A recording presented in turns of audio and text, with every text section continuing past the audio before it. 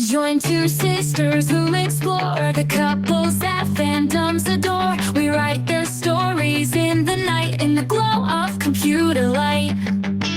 Eyes connect, clothing flies. In our head, canon love never dies. Tense looks that leave us pining. In deep forums, we are mining for this journey. Better strap in, because we all know that shit happens. Welcome to the podcast that explores the couples fans can't stop dreaming about from the pop culture you love. Because when it comes to your favorite sad wizards, ship happens. We're your host. I'm Emily. And I'm Rachel. She likes nerd culture. And she likes making podcasts. So we thought we'd join forces making a podcast about popular online ships. And when it comes to popular online ships, the best ones are the ones that you send to us. So share your favorites or who you'd like to hear us talk about to our email, shiphappenssisters@gmail.com. All right, let's get into it. I'm feel almost rusty, like I need to kick off the cobwebs because I've just been so tunnel vision on our two-parter, our whole month of Buffy the Vampire Slayer. And what have you been watching now that we've been freed of Buffy these past week? So I recently went on a short little vacation, and what do I do on vacation is I read, right? Because that's the time I have to actually focus on it. But if we've noticed anything about my ships of the week, they're always very timely, always the cutting edge. That's what I say. I'm on the bleeding edge of the zeitgeist of America. Which is why the ship that I'm shipping this week comes from the 2001 classic, The Other Boleyn Girl. So this is so funny because you talk about tutors. That's like a running thing. And I feel like I talk about Dungeons and Dragons. That's a running thing for me in the day together. They're married. Just like the couple that I'm shipping, which to be fair, I think every other time I've talked about the Tudors, it's ended up on the cutting room floor. Because one time I just went on to spiel and I was just shipping the historical figures. It wasn't even specific characters. It was just the people. Just real life, real people fiction, but it's old timey. That's out there. Well, yeah, it's published in a book called The Other Boleyn Girl. So I'm shipping the characters from the book who are loosely based on the people in real life, and I am shipping Mary Boleyn, the titular Other Boleyn Girl, and her second husband, William Stafford, because Mary Boleyn, she was ahead of her time. She was that it girl. She was a rocketing courtier who decided that she was going to leave the fast-paced world of court life behind and embrace her soft girl era and just move out to a farm, raise her children and some chickens. And she didn't even need some kind of poser trad wife influencer to get her on board for that. I was about to say OG trad wife. I know. We all love our slow living these days, and she's the one who started the trend. So thank you, Mary Boleyn, for that. And she's got a little farmer husband who's beneath her, but she actually likes him, and he seems to like her. I'm thinking it's going to work out if I know history, at least until they both die in their 40s or whatever they did back then. But yeah, she will in childbirth. He'll have 3 more wives. Yeah, no kidding. But she goes from being the number one lady of court, the king's mistress, and then she's like, nope, I meet this other guy. I like him. I want to go find happiness. I'm tired of serving my family's interest. I'm going to serve my interest. And I love that for her because that's women in 1530s, I don't feel like they got to do that a bunch. Yeah, just whatever they wanted. And probably just for the best to get out of there. Well, right. Considering what happened with her sister, the other Boleyn girl. Yeah. Not the safest place to be, the Tudor court. That's what I'm reading, cutting edge, just 24 years late. Nice. Okay, well, my ship of the week, I also read a book, although this one was published this year. So I'm browsing Insta and a post about the book popped up. And I was like looking at it and I was like, I could go for a little fun romance right now. It's like a Sunday for me. Yeah. I did read it. The book was called The Entanglement of Rival Wizards by Sarah Rash. And I had like seen other books written by this author and get kind of like good reviews or just being like kind of a fun, silly time. And I was like, I could do, that sounds nice. And I was like, it has wizards and their rivals, and I was sold. I mean, I could see a connection between our topics today. Yes. So I'm reading the book. I'm having a good time. I'm not like thinking that hard about it because I did read it in one sitting. So like no time for introspection or, Yeah. And I'm just like, wow, some of this is like kind of specific and familiar. For example, the one character having a traumatic backstory about being a traumatized child soldier, which you don't see very frequently. But I'm just like, reading it. I get to the like 80% in. It's like the climax. They're like professing feelings and stuff. And then I finally realized that one of the place names is the same name as a place from campaign 2 of Critical Role. And I finally connect these dots and then like all the pieces start falling together. Oh no. I'm like, wait a minute. I think this is fan fiction. Wait a minute. Really? Yeah. Yes, I'm connecting the dots. The pieces are coming together. I'm like, wait a minute. The backstory, the orange, like familiar, the location. So I finish the book and I get to the author's note, and the author's note starts, I started watching Critical Role in 2020. Oh gosh. So not only was it Critical Role fan fiction, specifically was Caleb and Essek Critical fan fiction, which I am on record in this podcast stating one of your ships of the week. it was my previous ships of the week. Yeah, so I read it, I enjoy it. It's just so crazy that I like organically picked this up on accident, didn't realize. I read some of the reviews, felt kind of dumb for not picking up on it sooner. I mean, that is really funny. Like, what are the chances? But also, how is that the state of literature that you can just like write something that is basically fan fiction and then just publish it?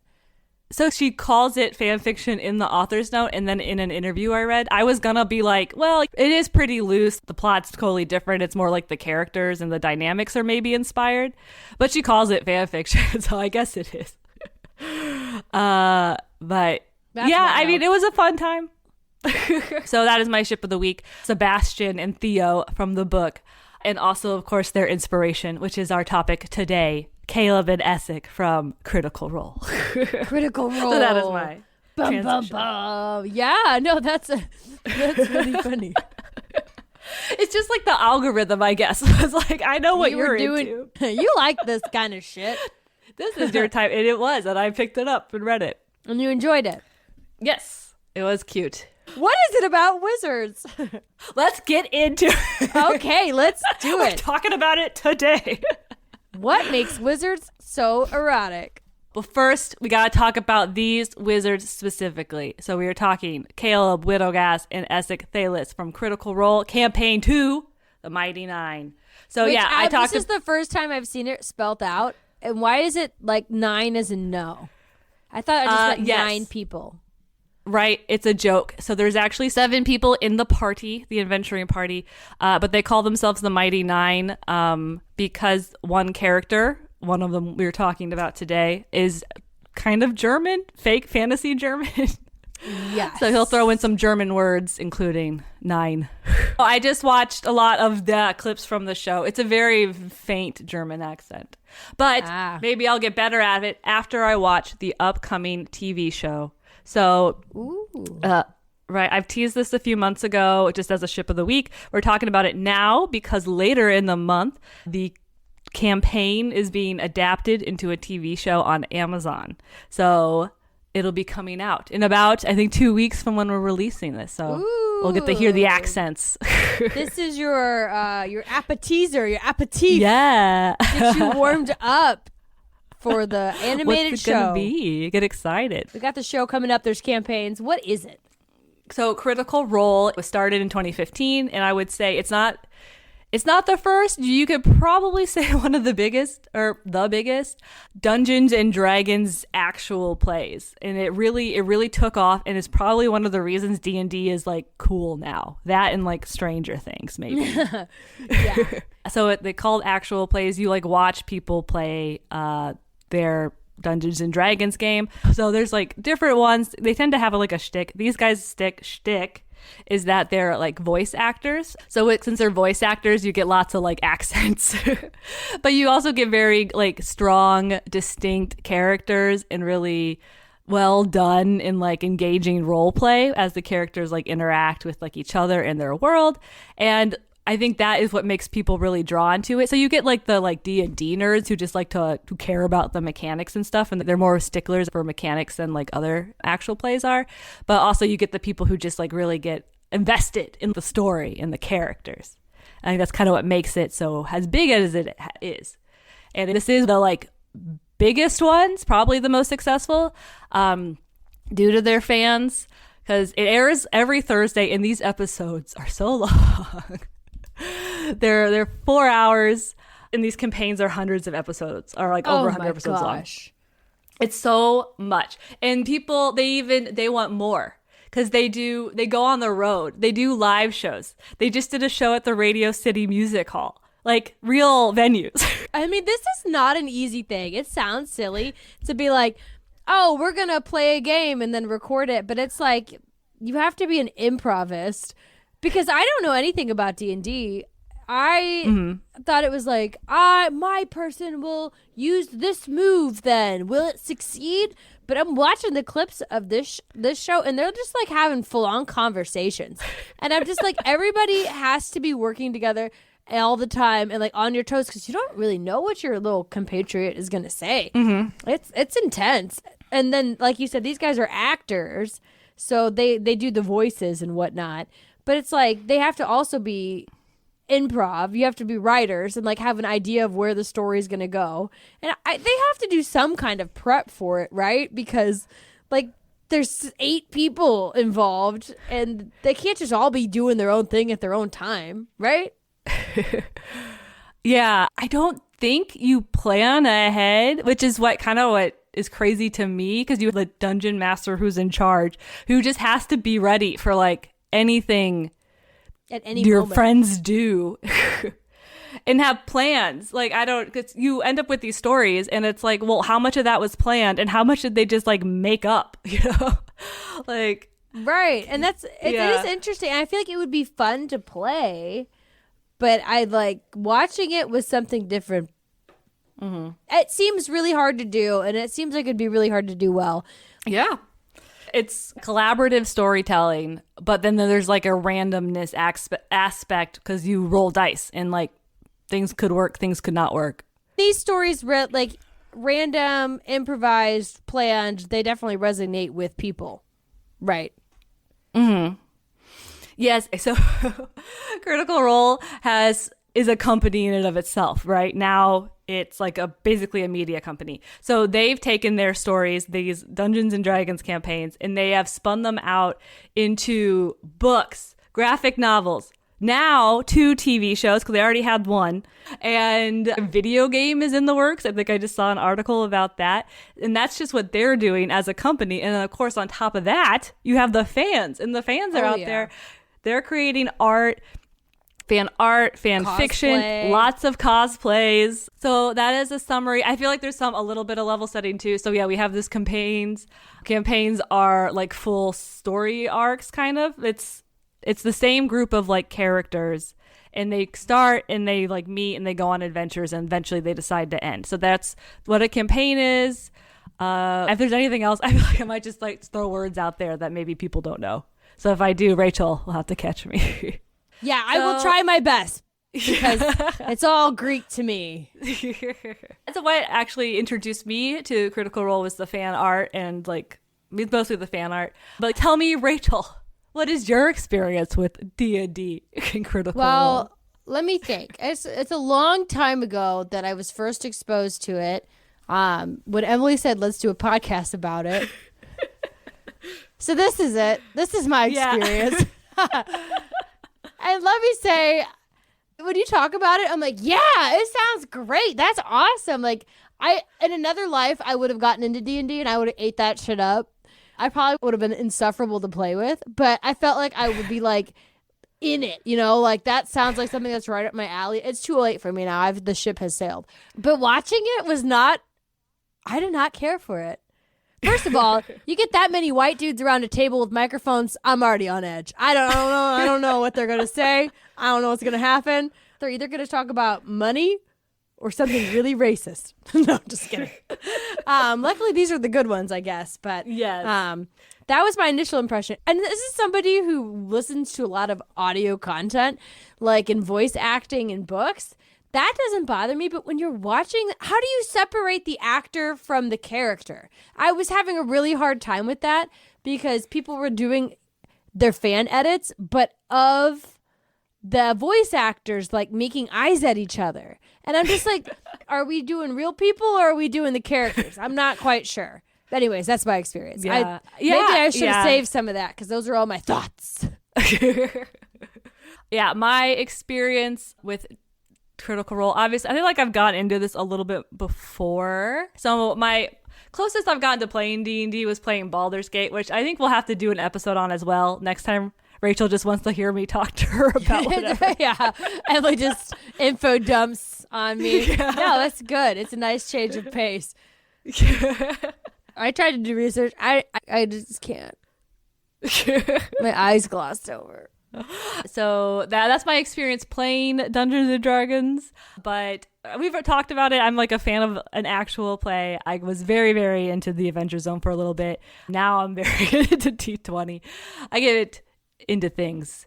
But one thing I am not actually into is Critical Role. I have tried. I did really try. I gave it maybe a dozen-ish episodes. Whoa. Of that's Campaign a lot of hours. 3. I spent a lot of time on that cross stitch for your nursery. Oh, well, it is beautiful. That's what I was doing. Yes. It's not for me. The episodes are so long and so detailed.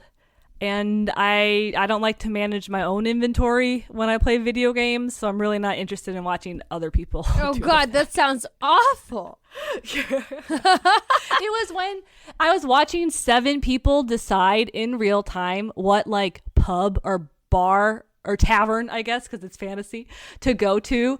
And I was like, I could be doing this in real life. I don't want to watch these. Yeah, that's just called a vacation with my family, Yeah.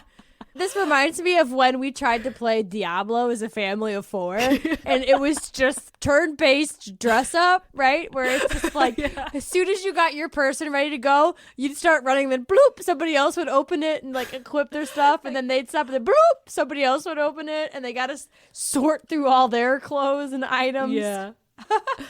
And that's, people watch that for 4 hours. It's not all of it, but it is some of it, and it's too much for me. Yeah. So the ones I enjoy, you'll see, I'll have editing. So these are live. So that's the thing. They can't really edit them because they do stream them live. Oh, okay. Well, that makes sense. And that also, I was thinking, who's editing these 4 hours of content? And then, no, nobody. Nobody it's is, yeah. Just live. Yep. I think I was first introduced by my Pinterest board. Which at that time was showing me like the Adventure Zone fan art. Oh. So I think this was 2020 because I got into the Adventure Zone around the pandemic times. Okay, I was going to say, what year was the Pinterest board? Or is it still around? I guess so. So it was showing me Taz fan art. It showed me something I didn't recognize. So I clicked it because I was like, well, when did this happen? And it wasn't Taz at all. It was Critical Role. And it was specifically, I think, a picture of Caleb. And then I, in real time, kind of watched the fan art evolve as Caleb got shipped with different characters. So at first, it was him and this purple guy with horns. And I was like, cool, rad, good for them. Yeah, that's pretty baller. And then I shifted to a blue woman with horns. And I was like, oh, I've misunderstood. It was this woman the whole time. That's funny, but it was a different character. It's a different character. Now I know who they all are. And eventually ending on a different purple man with white hair, no horns. And that's when I was like, oh, let me look into this. I was like, let me keep this straight, because either this character is changing or his lover is. Yes. I think I read the Wikipedia at one point. I have read one of the books. I read The Nine Eyes of Lucian. I've watched Vox Machina, and I have recently been dabbling in the fanfic now that the podcast has opened a new world to me. So yeah, I would say, well, not a fan of like the original Critical Role. I am a fan of Critical Role adaptions. Well, there you go. And a fan of the fans. I just love that people really like it, and they're just so enthusiastic. That's good. I like when people like things. I think I know. I like nerds. Right. That's why I don't stand for furry slander, because they just like what they like, man. Yeah. So who is this Caleb man, and then who is his purple boyfriend but without horns? So the ship name is called Shadowgast. So it's a combo of Caleb's last name, Widogast, and then Essek's like job/title, which is Shadow Hand. So Shadowgast. So not bad. No, that's actually pretty good. Yeah, pretty recognizable. I don't know if I want to go around with my job title as my romantic ship, but it is what it is. Yeah. So we'll talk about it. There was kind of a change halfway through where the title became less important, but it was already, I think, solidified. Oh, by that point. So they're kind of stuck with it. But the other ones, combining names, you get like, I got Essek and Ezeb. Those got good. No. I got a Thegast, Widogast. Oh, because his name is what's Essek's last name? Thelyss. Thelyss. So okay. Thegast. Thegast? That's not bad. Widowless? Thegast. That's funny, but and then my final one to get creative I came up with was Cat Boy. Cat Boy, because Caleb likes cats, and the cast call Essek Hot Boy, BOI. The cast calls him Hot Boy? Yes. Okay. Like a nickname. Not the characters, the cast. The cast, yes. And maybe characters. I'm not sure. Okay. I like Cat Boy. I like that. It's original. Mm-hmm. I was trying to mix it up. Yeah, some of the other, not just because what I like about Shadowgast is that it's not just the first name shoved together. Right, it's a little bit. See that a lot, and still unique. Yep. And like you hear it, you remember it. You can go type it into fanfic.net or whatever. So that's pretty good as far as YouTube compilations. Pin it on your Pinterest board. No, but if we could get a revolution going, I like Catboy, but I don't know if people would be able to place it as easily. There's got to be other ones out there. Lots of people who go by Catboy, I'm sure, on Tumblr. Yeah, I feel like that's probably a very specific thing I'm not even aware about. Oh, we'll find out. We'll find out.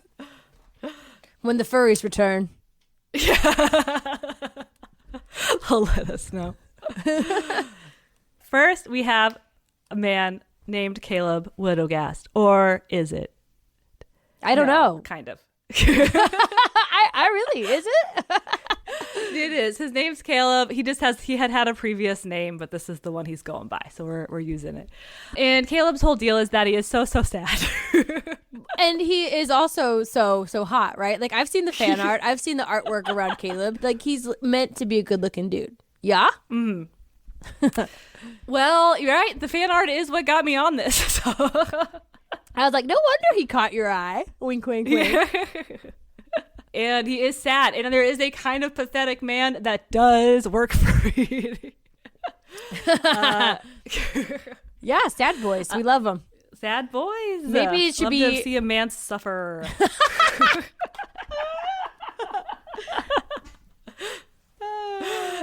That's good. So he's played by one of the player characters. He's played by Liam O'Brien, and with a German accent. So that is the 9 thing. Das ist gut. Yeah, wunderbar. He is a human wizard with a complicated relationship with fire. And I have mentioned his tragic backstory. It's D&D. You gotta have one. And his is that as like a kid when he was in magic wizard school. He was recruited into like a secret super soldier program to be a wizard assassin or the secret police for the Empire. Oh gosh, Dumbledore's army's getting out of hand. Yes. It's kind of similar because while they do kind of serve the Empire, there's mainly like a guy they kind of serve actually who's in charge. So Dumbledore-esque. And this is at I'm going to call it the Empire. It has a different name, but it goes by the Empire. So you know they're the good guys. Of course, right? Yeah. While in this program, so he's like experimented on and brainwashed into eventually killing his parents as kind of like a loyalty test. He's led to believe that they are traitors. He does take it upon himself to murder them. He takes it upon himself. That's the part that's the problem. He's right? like, I guess I could kill him for you. Yeah. He was like brainwashed into it. And they were like, whoa, we weren't even thinking about that. I know. But he does like, when presented with the information, he is kind of like, ooh, I guess I gotta murder. Wow. But so he does pass that aspect of the loyalty test. He does then immediately fail it because it kind of breaks him. He spends 10-ish years, I think, in a sanitarium, before kind of mysteriously escaping, regaining his senses. And then he joins up with the party. And I'm guessing he has a taste for revenge against the Empire. He gets there. Mostly his focus is on himself because he's so sad. That's the foundation of a great relationship. Full of self-loathing. But he eventually kind of learns to forgive and love himself through the power of friendship. Okay. His companions, they all help each other out. So he is determined to make up for his actions by doing good and eventually, potentially messing around with the threads of time and undoing it. We'll get to it. Oh, so the parents are coming back, I take it. That's his plan. Of course. So, yes. And speaking of time, we have second character in this ship, Essek Thelyss. So he is an NPC, so non-playable character, and he's played by the DM Matthew Mercer. Essek he was introduced to the party about halfway through, I feel like, the campaign. He is a member of the Dynasty, which is the country that the Empire is currently at war with. Essek is a member of the Dynasty's court with the mysterious title of Shadowhand. He is a drow, which for those who don't know. I don't know. So a lot of like Dungeons and Dragons like races is just stolen from Lord of the Rings. Hell yeah. But yeah. Drow is not. Drow is a like dark elf. So they're elves. Think of elves. But they live underground. Like a dwarf. And they have kind of like purple or grayish skin. So that's kind of their like difference in appearance. And they're actually kind of interesting. They were just as a whole evil up until like the most recent player's handbook, when Wizards of the Coast decided that it's probably not cool to just have evil races. Yeah, no, that's fair. Nothing is one thing ever. So yeah, he's a drow wizard, and as we know from Baldur's Gate 3, that means that he is hot. And we've established this already, talking about hot boy, but I just, as a whole, drow seem to be attractive. Okay. He is a member of an important family, considered a prodigy at the young age of 120, because he is an elf, so he's really, really long lifespan. Of course. And he's very like up there. He's very kind of hoity-toity, very reserved, and he floats everywhere because his magical specialty is based in gravity and time. I did see TikToks about floating and how he's like always maybe just trying to cover up for floating. being, yeah, like he's doing it as a way to cover up for being a short king or something. Potentially, I guess. Potentially, he does have a full-size body. I saw that in the video. He's not a small baby. He's not a small baby. No, he wears a cloak so you can never see his body and he floats. So it's like, what's under there? Or like 3 different drolls or whatever. Yeah. He went to the court and did a shadow hand. Yes, so those are our 2 players. So how did they meet? I'll explain this to Rachel. Did you see this? Or... No. Okay. I'll explain it to you and you can tell me if it's a meet cute. Okay, So, good. this is I how they get to meet. be the judge and jury today. No Yes. debating.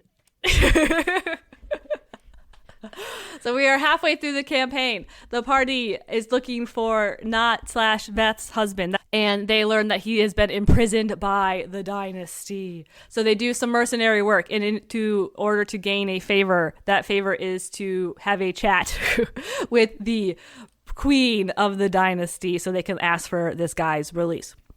They go there. They try to plead their case, but it goes badly. The dice are not working for them. They roll really badly. They're about to be arrested when Caleb whips out of their bag of holding an artifact that they picked up many, many episodes ago. It is a magical artifact that they know a member of the dynasty like died trying to like get it or protect it or whatever. So they just know it's important. So he just like whips this thing out and he goes, I am of the Empire, but I am no friend to the Empire. And it turns out that this thing that they've had for like hours and hours of gameplay is this artifact that is magical and like extremely religious to this group. So this gets all their necks off the chopping block. Now they're not enemies. They are heroes of the dynasty. They're accepted now into this country by the queen anyway. And so this thing that they're returning, it's deeply magical, deeply religiously significant, and also hella like stolen. Yeah. It was stolen from the dynasty, and this is what kicked off the war between the dynasty and the empire. So they're returning one of these missing, they're called beacons. Okay. And leading to a meeting. Yes, an actual meeting. So now that they've returned this artifact, the queen's like, okay, we will free your husband from our prison. Shadow Hand. Take these guys to the prison, and then they meet the Shadow Hand. So they are introduced. He takes them to the prison where they find Not's husband, who is like starving, low-key. Yeah. Not being treated great in the prison. He's like, I will release you, but you gotta tell me the information I need.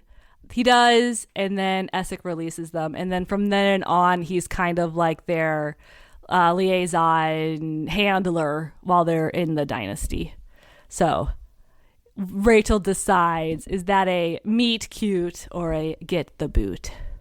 While it seems like that was a pretty significant moment and a pretty good thing that they did, that I don't think it falls into either. It just seems like a business introduction. Right? And from what I know about this one, I feel like this is a slow burn. It's a simmerer. So I'm going to say get the boot. That is not a meet cute. I think I think it is a get the boot too. So I watched the scene and how it plays out. And I really do like the, like, I'm a friend, I am of the Empire, but no friend to the Empire. Like, that's really cool. It's like a good showing of Caleb. It is not a good showing for Essek. He's like very kind of creepy.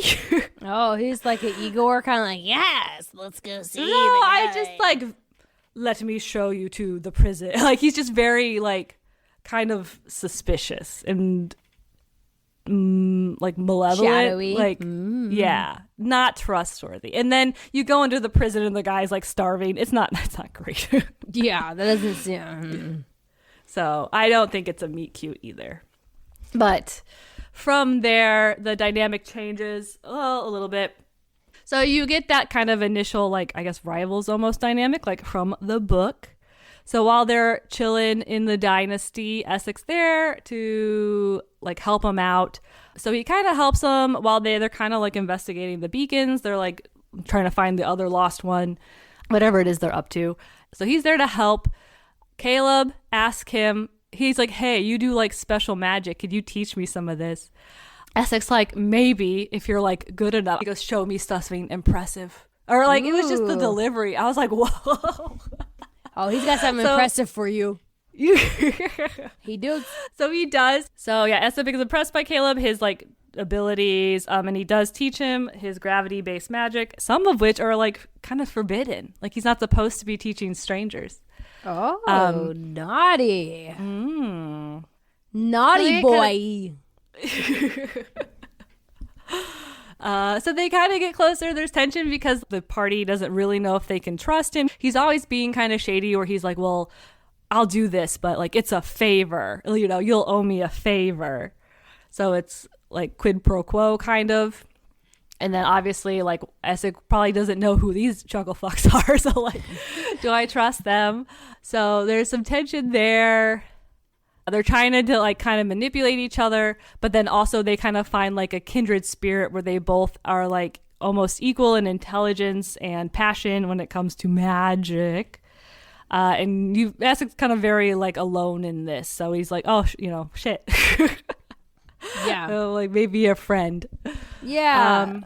They're connected at that because they're kind of equally matched, equally paired in their skill and interest in magic. Yes. Where like neither of them have necessarily like had that before. Right.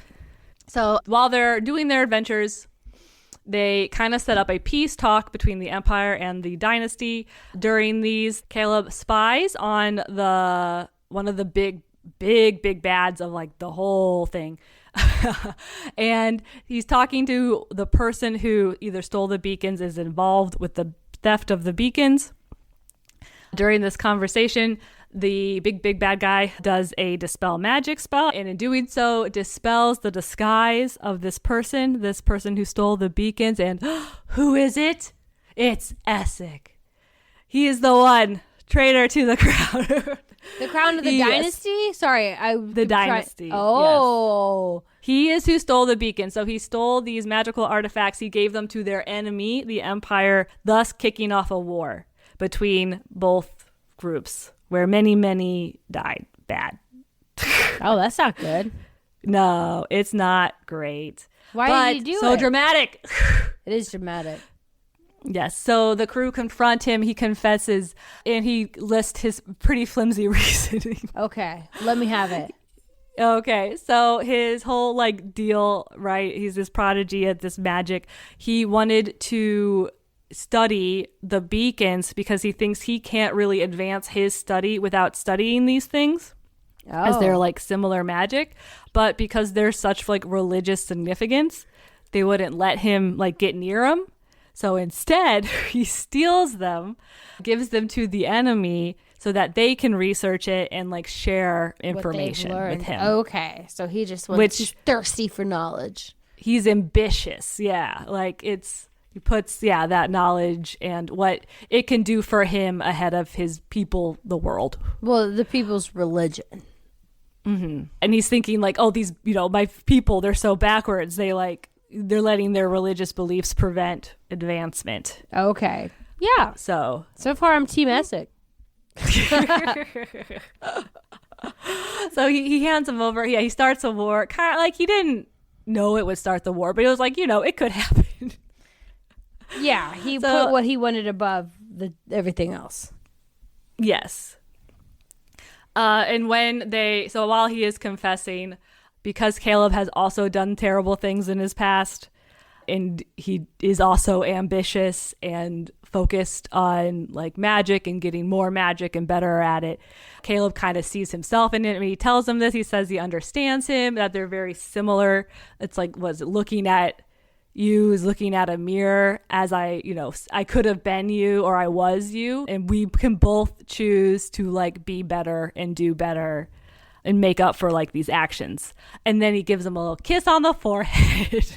This is where I got weirded out by the whole concept of the D&D, like acting it out, was because he would be like in the middle of talking and it'd be like, he embraces him and kisses him on the cheek or the forehead. And I'm like, this is a little bit like the texting mechanism where you're like, milady, strokes cheek, that kind of stuff.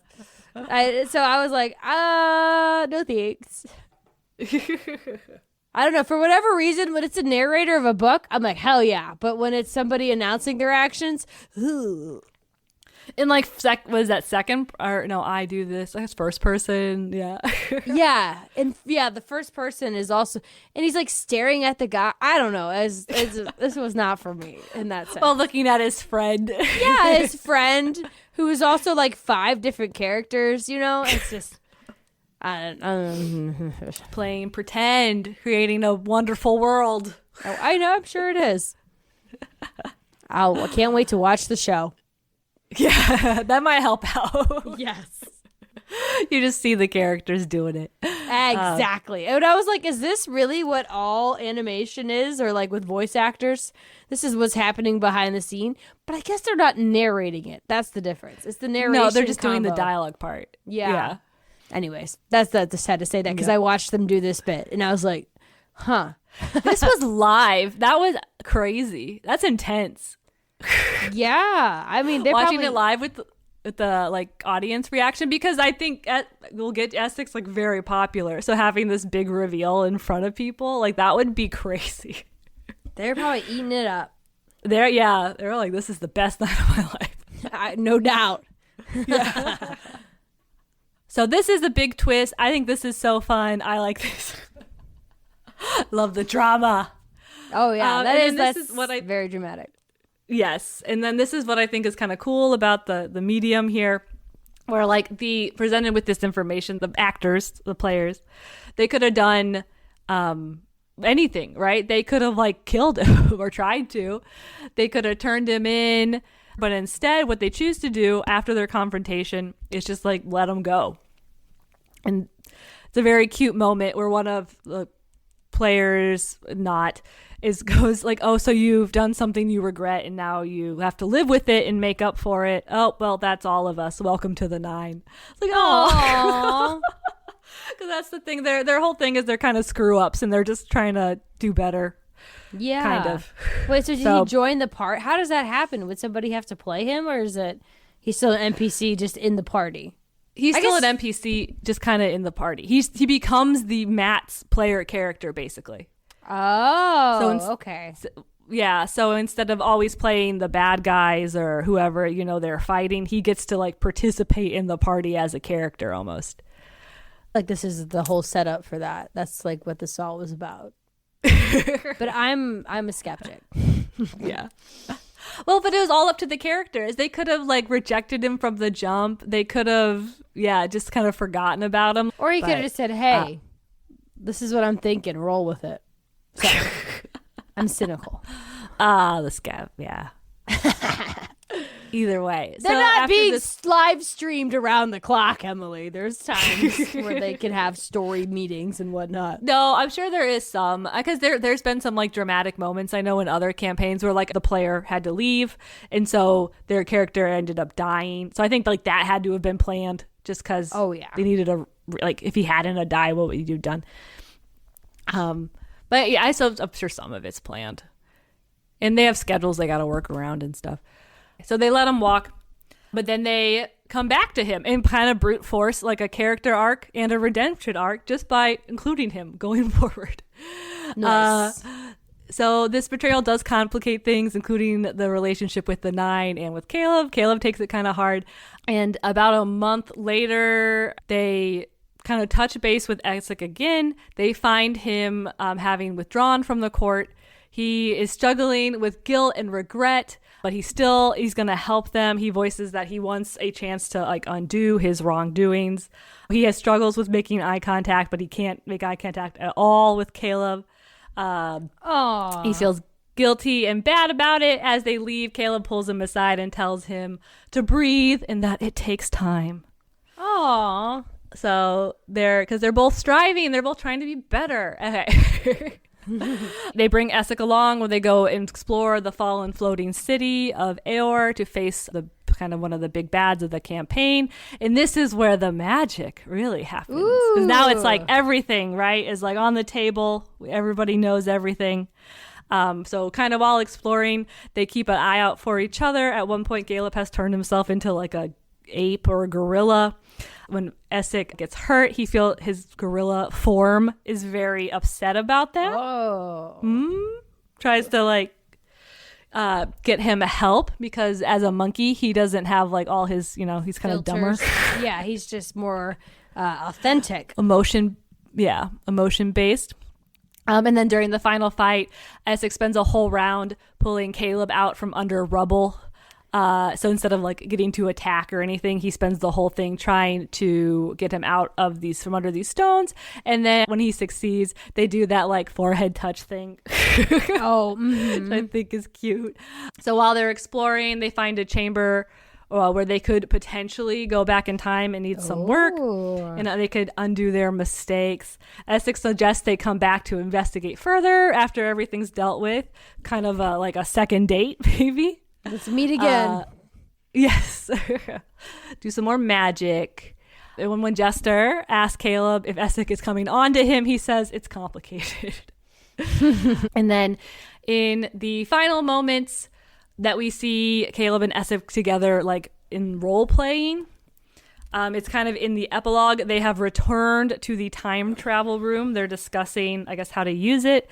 Essek says that while he has thought about going back in time and undoing his choices, he, as like a wizard who does time magic, knows that, it's best not to mess with time. There's always, there could be repercussions you don't know about. And, while he kind of rejects his choices, he doesn't regret where they led, including to this room with Caleb. Oh, so cute.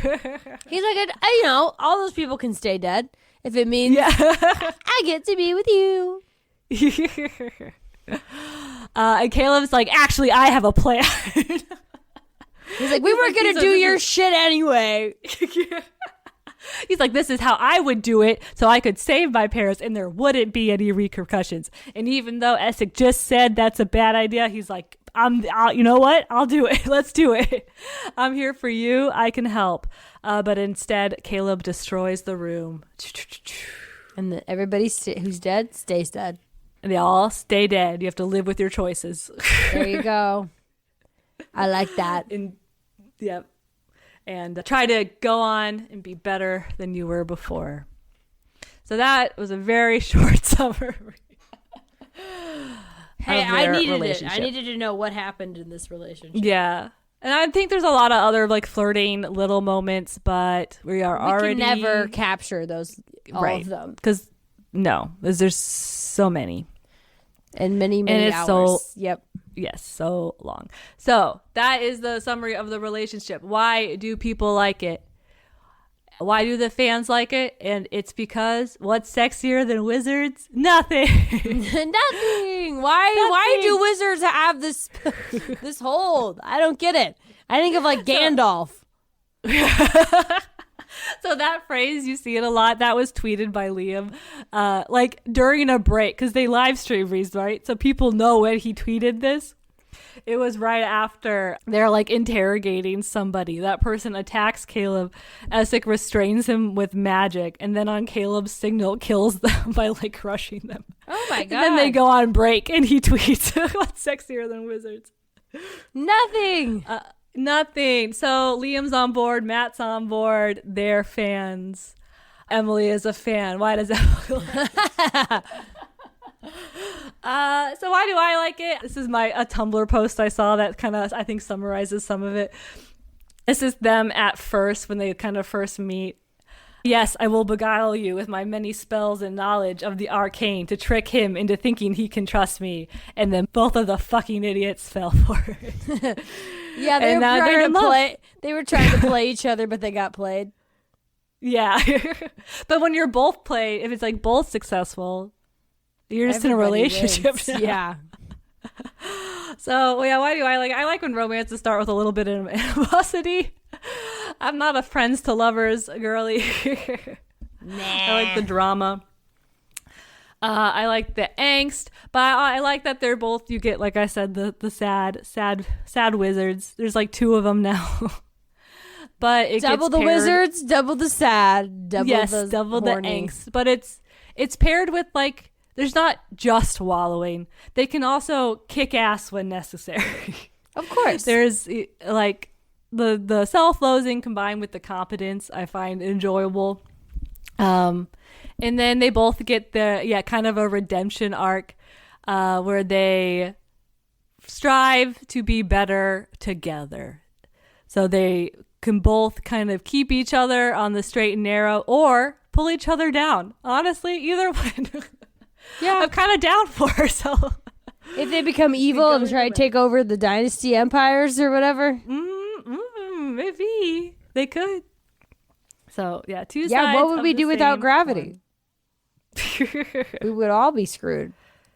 No, I could definitely see it just from the story you've told, and then like you said, those little kind of like moments that kind of fuel the fire. And especially you have a actor who's also chucking logs onto it with their tweets. And then I saw a clip where somebody asked about fantasizing about wizards, 2 wizards or something, and he goes, "Oh, I do it often." And I was like, oh man he's horny for his own characters. Yeah, they definitely encouraged it, tweeting about it. And yeah, I think they're just both fan favorites. People really like them both. And what the people like is that in the final episode of campaign 2, after the role-playing bit, I think Liam just kind of narrates like an epilogue for Caleb and where he sees his life going. And he does have Caleb and Essek entering into a romantic relationship for many years. And then they go on Twitter and had to confirm it the next day because people didn't like understand or something. So it is confirmed they do get together. It's canonized. Canon. And then even more so in the 3rd campaign, and then I think in some live shows and like one-offs where both characters have shown up that take place like after the story. They are there for sure a couple. They call each other like partner and they live together. So they get together in the end. Good for them. Unstoppable magical duo. So overall, I think pretty popular. We'll get to how popular. But there is, of course, criticisms. Yeah, no couple can go untouched. Yes. So people don't like Essek and the war crime part. They do feel that, he gets off kind of easy. Yeah, they were just like, yeah, that'll happen. And then they all just went about. He did start a war.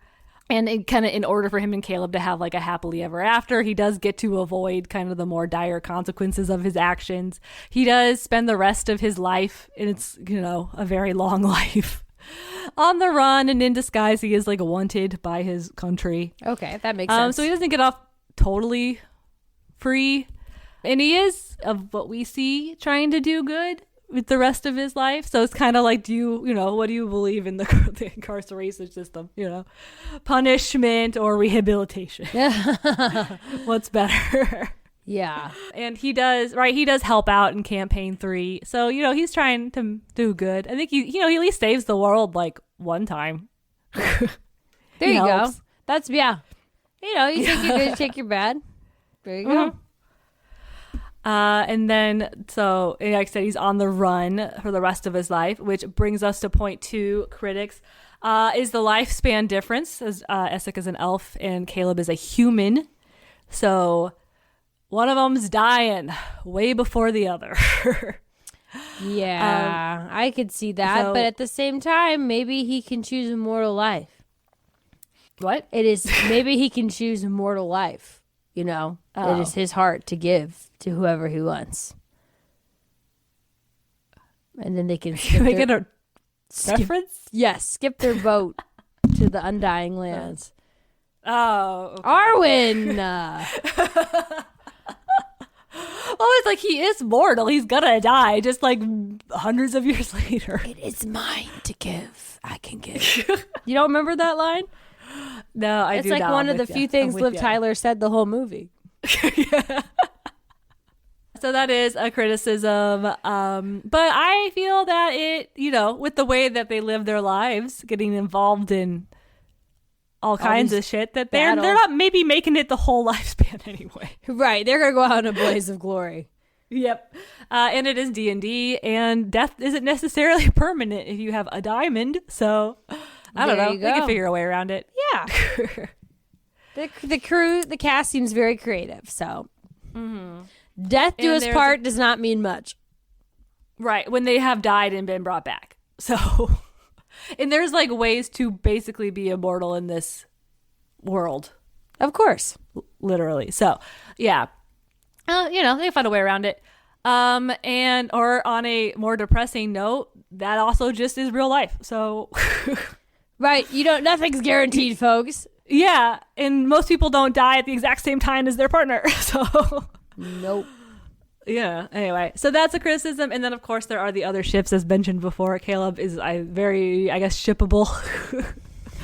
That I saw a lot of this. He was matched with quite a few of the party members. Yes. You have his kind of previous relationship. So you have Astrid and Adolf from the secret assassin school. They're still secret assassins. So there's I've seen some stuff there. And then there's, of course, the other party members. I think there's a lot of shipping with the character of Molly. That does not pan out. R.I.P.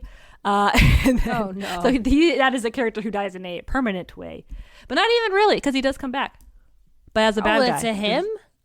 Yes. Okay. Molly is the purple man with horns. Oh, okay. Molly Mock is the name.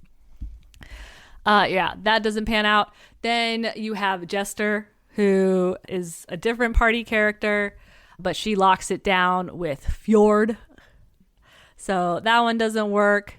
Yeah, those are, so there's options out there. Yeah, and Caleb did he have to let her go with that or whatever? I saw that line, "Are you sweet on him?" or something like that.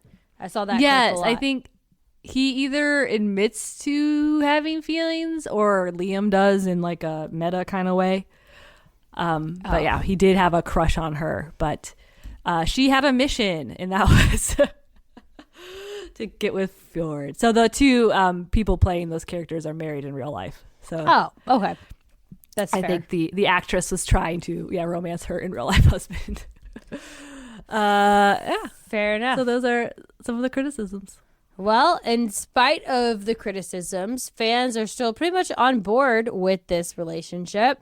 On AO3, there are 3,303 works total for Shadowgast, which it's so hard to get a spin on what's a good amount and what's not. I feel like, right? Because sometimes 3,000 doesn't seem like a lot, but in this case, I'm like, that's a lot. Yeah. And it is the most. I thought that there might be some bigger ships specifically from the first campaign just because it's been around longer.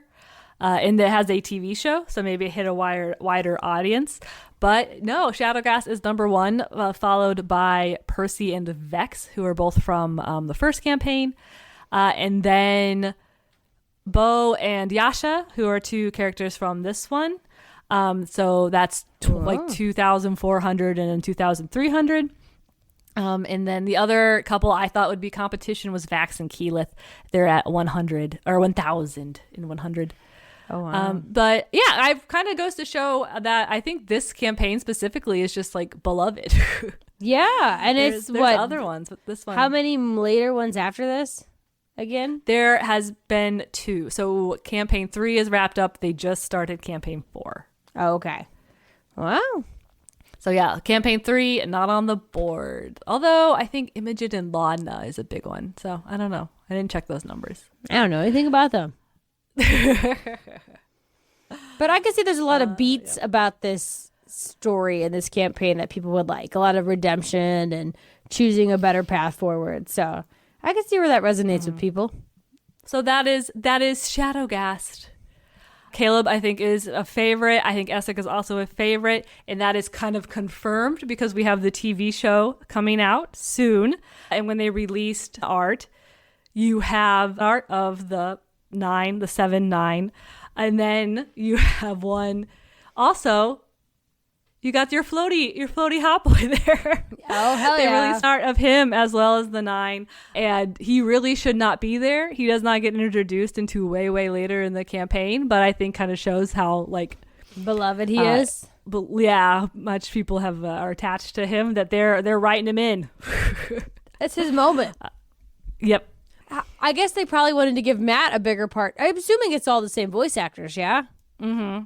So I feel like they need to give him more work. So there you go. Yes. Yeah, it's kind of awkward, like with the Vox Machina show, because in the campaign he voices everybody else, but they cast like voice actors for everybody for the show, so he kind of just has like cameos in each episode, or he plays like minor characters. But yeah, for this one now he just has a role to play. I bet that's why they did a character, and because everybody likes it. So I will probably try to watch this now, because if you had told me about this like at a family get together, I'd be like, no way, Jose. But like now that I know the story somewhat, I'm like, yeah, I'll give it a shot. I like fantasy. Well, I like Lord of the Rings, but this was more entertaining than I thought it was gonna be. And if I don't like it in its original format, maybe I'll like it in a more traditional one. Right. I mean, that's what brought me to it. Like, I like the story they tell. I like the characters. But the episodes are a bit too much for me. So when they spin it out into these more digestible stories, I'm like all about it. So yeah, no, that's pretty cool. So I'm pumped for the show. And you could watch the first one and just see if you like it. Get a feel. Well, those are because half-an-hour episodes. I got to start it with something I already basically know, because I don't have attention span. My brain doesn't work so good no mo. So if I get the major beats, then I'm perfect. Yeah, you at least have, you know who two of the characters are and a little bit about the rest of them. And I care about them, damn it. Okay. And do you know when that comes out again? The 19th, I believe. Oh, see, paid promo. They paid us to do this one. No, just kidding. I know. A Wednesday, which is kind of weird. Okay. So that is Shadowgast as Emily's dissertation. I know. That was well researched. If you are a Shadowgast fan, you already watched 4 hours of content. This is nothing. This is a little sampler. Okay, so now before we sign off, we got to do our one true pairing score. Okay, so do we see it? Yes. Yeah, 9 out of 10 because it's confirmed, right? What do you say? Yes. What are you putting? 9 or 10? 10. I think it's gonna be 10s across the board here. Oh, okay. Maybe this is this is my actual like OTP. There you go. I love it. But you're different. So what do we see it? You got a 9. Do we want to see it? Oh, big 10 for me. A big 10 for you. Do I want to see it? I like it. I'm gonna give it a 7. I'm going to give it a 7, a 9, a 7, and then is it hot? Not in its current form. Like maybe if I read the book that you read, or maybe if I when I watch the show, I'm going to give it a 4. Because all I can see is that guy, the actor, staring down his buddy, saying this stuff. And then just for whatever reason, that's not my vibe. As it stands, I do not. The character and the situation may be hot, but the presentation is not for me.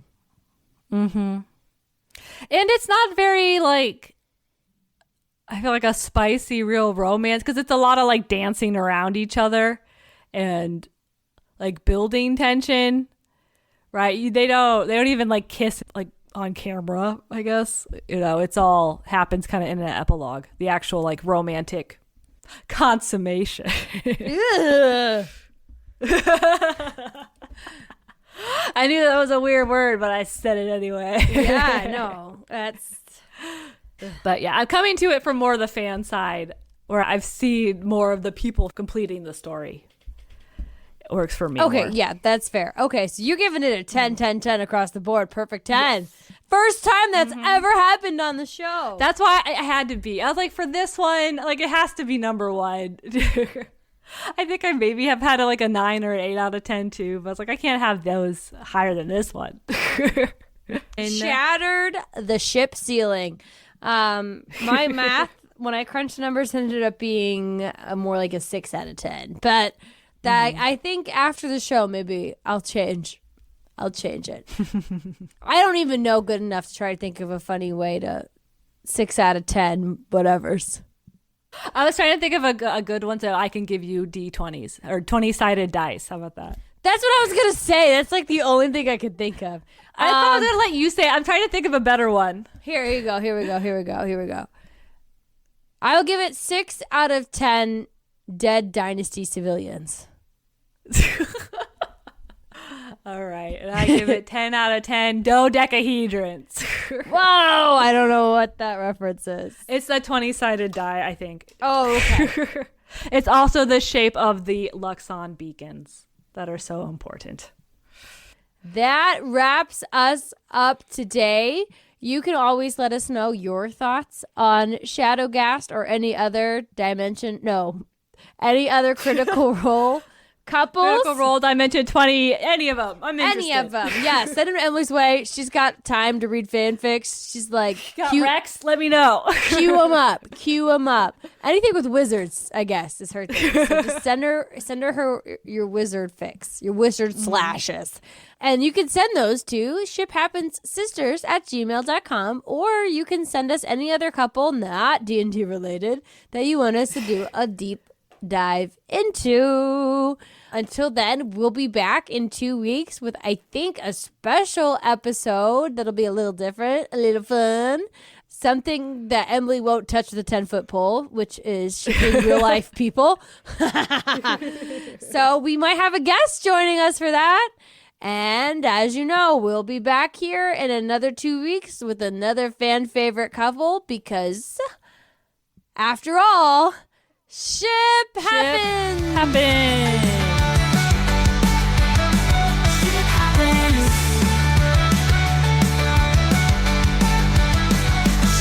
I got it out of the free little library. And I was just saving it. You fucker. I'm getting you this time. Ugh. He came out. He's fucking no survival instincts. Idiot. And it was the same one for sure. It just, I don't know why it crawled out all the way over here. Like, just go stay hidden. Okay, that'll be the Easter egg at the end.